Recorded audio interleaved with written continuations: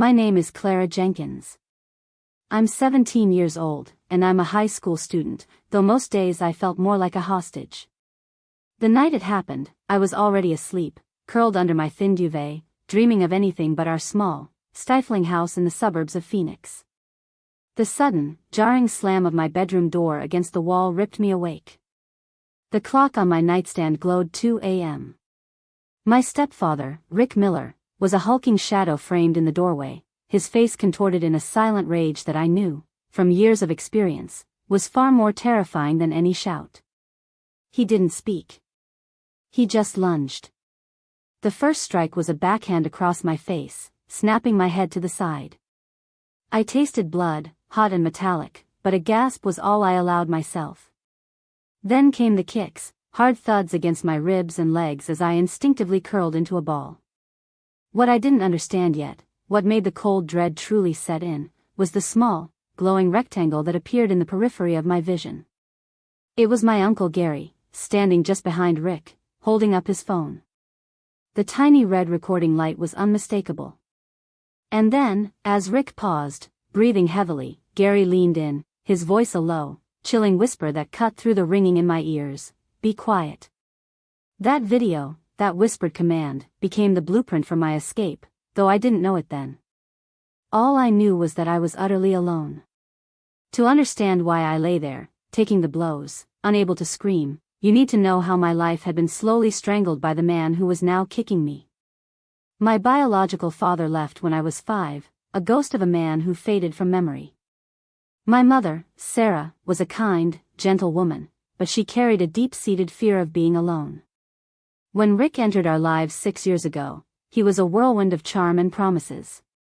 He swept my mother off her feet, filled our quiet house with laughter, and for a brief, shining period, I thought we had found our happy ending.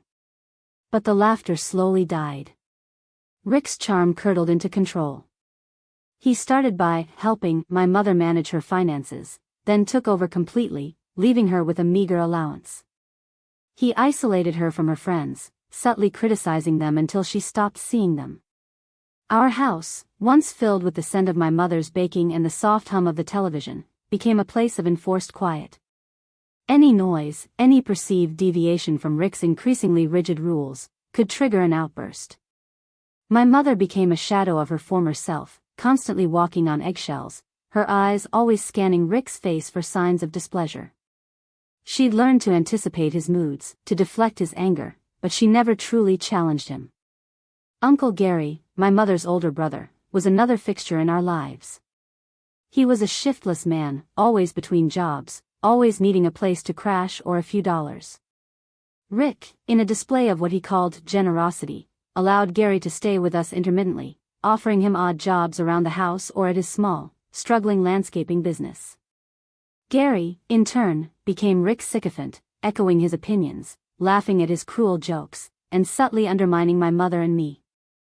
He seemed to crave Rick's approval, a pathetic shadow clinging to a slightly larger shadow. I remember one evening, about 2 years ago, when I accidentally spilled a glass of water at dinner. Rick's face went dark, and he started a low, menacing lecture about carelessness and disrespect. My mother started to apologize for me, but Gary cut her off, saying, "She needs to learn, Sarah. Rick's just teaching her discipline." It was then that I first felt the true weight of Gary's betrayal, a cold knot in my stomach. The tension in the house had been building for weeks before the 2 a.m. incident. Rick had been particularly stressed about his business, which wasn't doing well, and his temper was hair-trigger.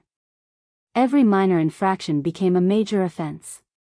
A week earlier, I'd forgotten to take out the trash, and he'd screamed at me for 15 minutes, his face inches from mine, spittle flying. My mother had just stood there, wringing her hands, whispering, "Rick, please," but doing nothing more. Gary, who was staying with us that week, had simply watched from the living room, pretending to be engrossed in his phone. That detail mattered later. The immediate trigger for the 2 a.m. beating was a text message. I had been texting my best friend, Chloe, about a school project, well past my supposed bedtime. Rick had a habit of checking my phone, just to make sure I wasn't getting into trouble. He must have seen the timestamp, or perhaps he just woke up in a bad mood and decided to check. He found the message, twisted it into an act of blatant defiance, and simmering with rage, waited until the house was dark and silent to deliver his punishment. He thought everyone was asleep. He was wrong. Gary was awake, and he was filming. Lying there, gasping for breath, the image of Gary holding his phone, the red light glowing, burned into my mind. His whispered, "Be quiet," wasn't a plea for my safety, it was a command to maintain their shared secret. It was a chilling affirmation that he was not just a bystander, but an active participant in my humiliation, a willing accomplice to Rick's cruelty. In that moment, the last shred of hope I had for any adult in that house protecting me evaporated. I understood with terrifying clarity that I was truly alone, trapped in a house where my own family members would not only allow abuse but actively document it. The video wasn't just a record of the beating, it was a tool of control, a threat to ensure my silence. I knew then that I had to get out, and that video, as terrifying as it was, might also be my only way to expose them. The next morning, my body ached, but my mind was clearer than it had ever been. My mother, seeing my bruised face, tried to comfort me, murmuring apologies, but I just pulled away. Gary avoided my eyes, glued to his phone at the kitchen table. Rick acted as if nothing had happened, demanding his usual breakfast. The silence in the house was no longer just oppressive, it was complicit. I started making a plan. I knew I couldn't confront them directly, not yet. I needed evidence, and I needed a safe place to go. I began to keep a hidden journal on my phone, disguised as a school assignment. I documented dates, times, specific threats, and every instance of physical or emotional abuse. I noted down my mother's passive responses, Gary's complicity. The memory of the red recording light and Gary's chilling whisper was a constant motivator. I also began to pay closer attention to Gary's phone. He was rarely without it, but he had a habit of leaving it unattended when he went to the bathroom or stepped outside for a cigarette. I knew he was sloppy, and I hoped that sloppiness might be my chance. I also started quietly talking to Miss Davies, my school counselor. At first, I just hinted at difficult home situations, testing the waters, trying to gauge her response. She was kind and empathetic, and I felt a flicker of hope that she might be someone I could trust. But I knew I couldn't tell her everything until I had a plan, and ideally, some proof. The video was still the biggest piece of the puzzle. I needed to know it was still there, accessible. One afternoon, Rick was out, and my mother had gone to the grocery store. Gary was in the living room, watching TV, when his phone rang. He got up to answer it, stepping outside onto the porch, leaving his phone on the coffee table. My heart pounded. This was it. I walked casually into the living room, pretending to look for a book. With trembling fingers, I picked up his phone. It wasn't locked. I quickly navigated through his photo gallery, my eyes darting over countless selfies and blurry pictures of sunsets. Then, I saw it. A folder, labeled simply, Clara, with a date from that night. My breath hitched. I tapped on it. There, staring back at me, was a thumbnail image of my own bedroom, dark and distorted, but unmistakably the scene. I didn't open the video, didn't need to. Just seeing the folder, knowing it existed, was enough. I quickly put the phone back exactly as I found it and walked away, my legs shaking. The next morning, I walked into Ms. Davies' office during lunch break. My hands were clammy, my voice a shaky whisper, but I spoke. I told her everything, Rick's escalating abuse, my mother's fear, Gary's complicity. I described the 2 a.m. beating, the kicks, the taste of blood. And then, I told her about Uncle Gary filming it, his whispered, "Be quiet," and how I had seen the video just yesterday on his phone. Ms. Davies listened, her face growing paler with each detail. When I finished, she didn't question me. She simply said, "Clara, you are incredibly brave. We're getting you out of there." She immediately called Child Protective Services and then the local police department, explaining the urgency of the situation, the physical abuse, and the existence of the video evidence. Within hours, 2 police officers and a CPS caseworker arrived at our house. Rick, Caught off guard, initially tried to charm them, then grew belligerent, denying everything. My mother, terrified, stood by him, her face a mask of fear and confusion.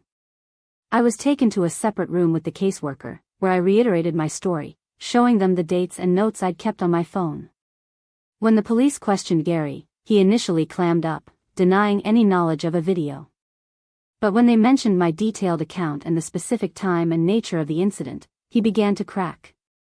He eventually admitted to filming it, stammering that Rick made him, and that he was just documenting it for later, in case Rick went too far. He tried to dismiss his "be quiet" as a panicked attempt to calm the situation. The police confiscated his phone. The next day, the video was retrieved. It was grainy, shaky, but undeniable. It showed Rick's brutal attack, and in the background, Gary's silhouette, phone raised, and his muffled, chilling instruction. Rick was arrested that afternoon, charged with assault and battery. My mother was devastated, but seeing the video, hearing Gary's confession, finally began to break through her denial. CPS placed me temporarily with my mother's distant cousin, Aunt Carol, a kind woman I barely knew but who welcomed me with open arms. My mother, after weeks of counseling, eventually moved in with Aunt Carol as well, starting therapy to confront the years of abuse and control. Gary faced legal repercussions for his complicity, though not as severe as Rick's. He was estranged from the family, his weak character finally exposed for all to see. The house, the place of so much quiet terror, was eventually sold, its oppressive silence replaced by the gentle hum of a new family's life. I graduated high school the following year, moving into a small apartment near the community college where I'd received a scholarship. The quiet of my own space felt vast and liberating. Sometimes, in the dead of night, a sudden noise will still jolt me awake, and for a split second, I'm back in that dark bedroom, the shadow of Rick looming, the red light of Gary's phone burning.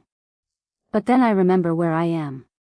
The quiet now is my own, a space where my voice can finally be heard.